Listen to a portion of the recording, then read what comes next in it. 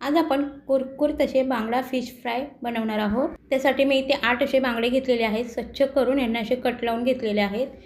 आणि आता हे कट लावलेले जे बांगडे आहेत ते एका ताटामध्ये काढून त्यामध्ये आलं, लसूण, मिरचीची 1 चमचा पेस्ट, 1 चमचा लाल तिखट, 1 चमचा धना पावडर, 1 चमचा हळद, चवीनुसार मीठ आणि 2 चमचे कोकम आगळ घेतलेला आहे।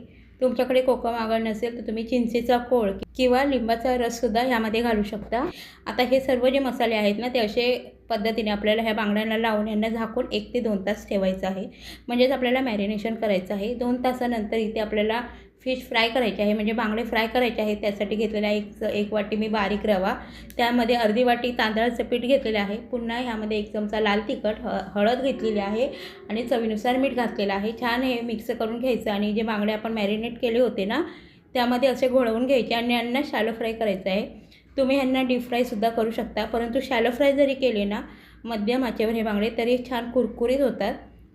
असे उलटसुलट करून छान असे हे तळून घ्यायचे। जास्तसुद्धा उलटसुलट नाही करायचे, नाही तर मग बांगडा कोणतीही मच्छी आहे ना म्हणजे मासे ते लवकर तुटतात, लवकर शिजतात ना, त्यामुळे तर तुम्ही एकदा नक्की बनवून पहा आणि कमेंटमध्ये नक्की कळवा।